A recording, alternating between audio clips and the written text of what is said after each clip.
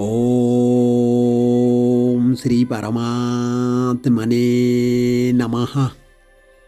শ্রীমদ্ ভগবত গীতা ত্রয়োদশ অধ্যায় ক্ষেত্র ক্ষেত্রজ্ঞ বিভাগ যোগ বাংলা অর্থ। অর্জুন বলিলেন, হে কেশব, আমি প্রকৃতি, পুরুষ, ক্ষেত্র ক্ষেত্রজ্ঞ এবং জ্ঞান ও জ্ঞেয় বিষয়ে সমস্ত তত্ত্ব জানিতে ইচ্ছা করি। শ্রী ভগবান বলিলেন, হে অর্জুন, এই শরীরকে বলা হয় ক্ষেত্র, আর যিনি এই ক্ষেত্র বিষয়ে অবগত তাহাকে তত্ত্ববিদ জ্ঞানীগণ ক্ষেত্রজ্ঞ বলে অভিহিত করেন। হে ভারত, আমাকে সমস্ত ক্ষেত্রের ক্ষেত্রজ্ঞ বলিয়া জানিবে এবং ক্ষেত্র ও ক্ষেত্রজ্ঞ সম্বন্ধে যথাযথভাবে অবগত হওয়াই আমার মতে প্রকৃত জ্ঞান।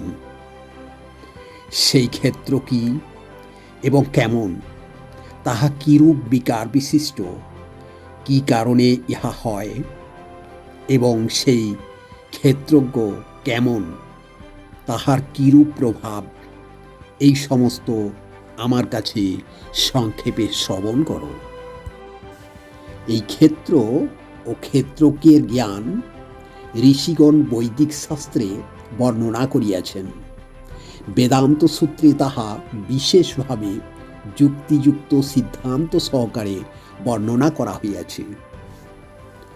পঞ্চমহাভূত, অহংকার, বুদ্ধি এবং মূল প্রকৃতি, 10 ইন্দ্রিয়, মন এবং পঞ্চ ইন্দ্রিয়ের বিষয় অর্থাৎ শব্দ, স্পর্শ, রূপ, রস এবং গন্ধ, ইচ্ছা, দেশ, সুখ দুঃখ, সংঘাত অর্থাৎ পঞ্চমহাভূতের পরিণামরূপ দেহ, চেতনা এবং ধৃতি, এই সমস্ত বিকারযুক্ত ক্ষেত্র সংক্ষেপে বর্ণিত হইল।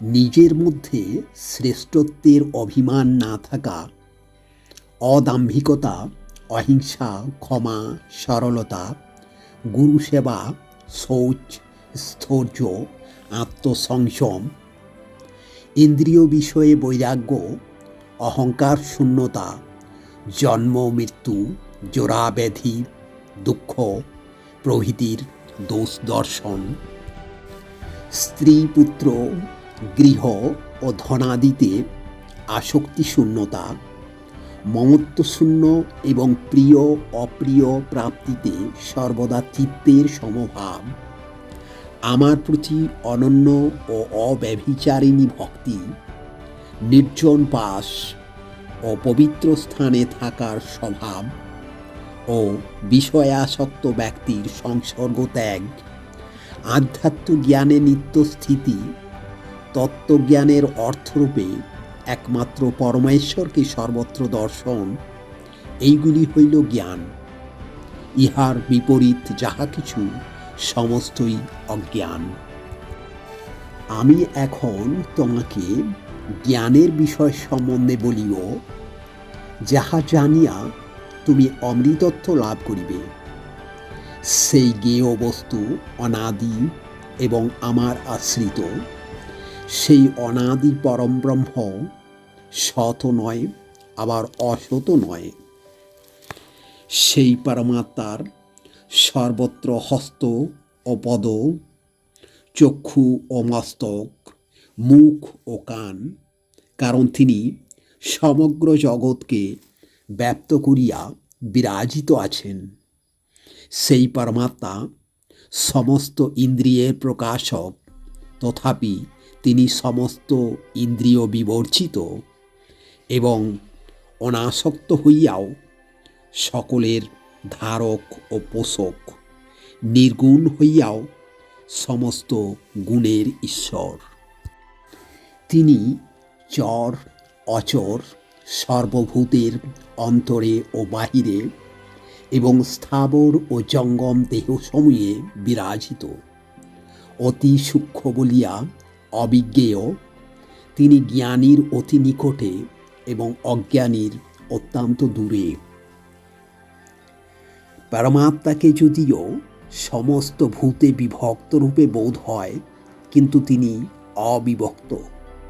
তিনি সর্বভূতের পালক, সংহারকর্তা এবং সৃষ্টিকর্তা।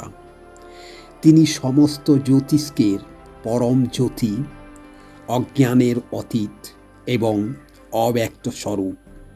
তিনি জ্ঞান, তিনি জ্ঞেয়, তিনি জ্ঞানগম্য, তিনি সকলের হৃদয়ে অবস্থিত। সংক্ষেপে আমি তোমাকে ক্ষেত্র, জ্ঞান ও জ্ঞেয় এই তিনটি তত্ত্ব বলিলাম। আমার ভক্তরা এই তত্ত্ব জানিয়া আমার স্বরূপ প্রাপ্ত হন। প্রকৃতি এবং পুরুষ উভয়কেই তুমি অনাদি বলিয়া জানিবে এবং রাগ দেশাদি বিকারসমূহ ও ত্রিগুণাত্মক সমস্ত পদার্থকে প্রকৃতি হইতে উৎপন্ন বলিয়া জানিবে।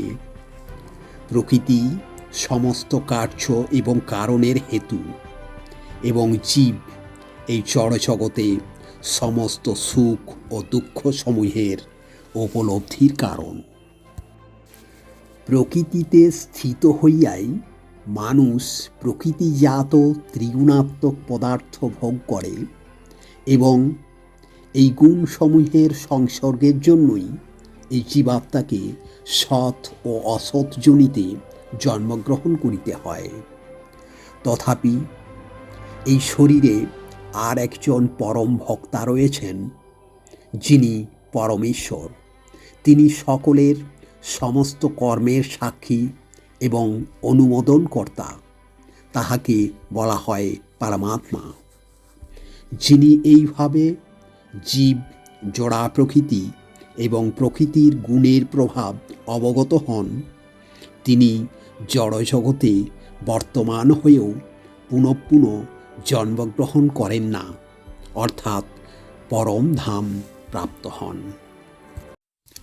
কেহ কেহ সেই পরমাত্মাকে ধ্যানের মাধ্যমে দর্শন করেন, কেহ জ্ঞানযোগের মাধ্যমে দর্শন করেন, অন্য কেহ কেহ কর্মযোগের মাধ্যমে দর্শন করেন। আবার কেহ কেহ যাহারা অল্প বুদ্ধি সম্পন্ন, তাহারা এইভাবে আত্মাকে না জানিতে পারিয়া তত্ত্বজ্ঞ মহাপুরুষের নিকট শুনিয়া তদনুসারে উপাসনা করেন এবং এইরূপ শ্রবণপরায়ণ ব্যক্তিও মৃত্যুরূপ সংসার সাগর নিঃসংশয়ে অতিক্রম করেন। হে ভরতশ্রেষ্ঠ, স্থাবর জঙ্গম যাহা কিছু পদার্থ উৎপন্ন হয়, তাহা সবই ক্ষেত্র এবং ক্ষেত্রজ্ঞের সংযোগেই উৎপন্ন হয় বলিয়া জানিবে। যিনি সর্বভূতে সমভাবে অবস্থিত পরমাত্মাকে দর্শন করেন, তিনি জানেন যে জীবাত্মা এবং পরমাত্মা উভয়েই অবিনাশী। তিনি যথার্থদর্শী। যিনি সর্বত্র সর্বভূতে সমভাবে অবস্থিত পরমাত্মাকে দর্শন করেন, তিনি কখনো নিজের মনের দ্বারা নিজের অধঃপতন করেন না। এইভাবে তিনি পরম গতি লাভ করেন। যিনি সমস্ত কর্ম সর্বপ্রকারে প্রকৃতির দ্বারাই সম্পন্ন হইতেছে এইরূপ অবলোকন করেন এবং আত্মাকে অকর্তারূপে দেখেন, তিনি যথার্থদর্শী। যখন তিনি ভূতসমূহের পৃথক পৃথক ভাবকে এক পরমাত্মাতেই অবস্থিত দেখেন এবং সেই পরমাত্মা হইতেই সমস্ত প্রাণীর বিকাশ দর্শন করেন, তখন তিনি পরম ব্রহ্মকে প্রাপ্ত হন। হে কুন্তেয়, এই পরমাত্মা অনাদি ও নির্গুণ হওয়ায় অব্যয়। সেই হেতু শরীর সমূহে অবস্থিত থাকিয়াও প্রকৃতপক্ষে তিনি কিছুই করেন না এবং লিপ্তও হন না। যেমন আকাশ সর্বব্যাপী হইয়াও অতি সূক্ষ্মতার জন্য কোনো কিছুতেই লিপ্ত হন না, আত্মাও সেইরূপ দেহের সর্বত্র অবস্থান করিলেও নির্গুণ হওয়ায় দৈহিক গুণাদিতে কখনো লিপ্ত হন না।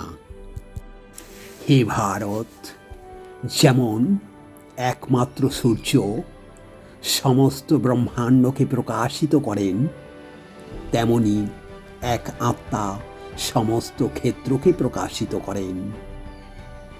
এই প্রকার ক্ষেত্র ও ক্ষেত্রজ্ঞের প্রভেদ এবং প্রকৃতি ও প্রকৃতির কার্য হইতে মুক্তির উপায় যাহারা জ্ঞানচক্ষুর দ্বারা তত্ত্বত উপলব্ধি করেন, সেই মহাত্মাগণ পরব্রহ্ম পরমাত্মাকে লাভ করেন।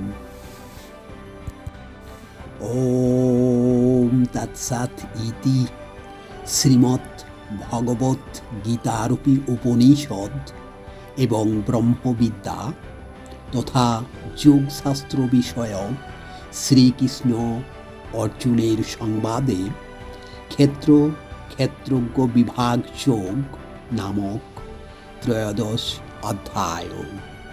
হরি ওম তৎসৎ, হরি ওম তৎসৎ, হরি ওম তৎসৎ।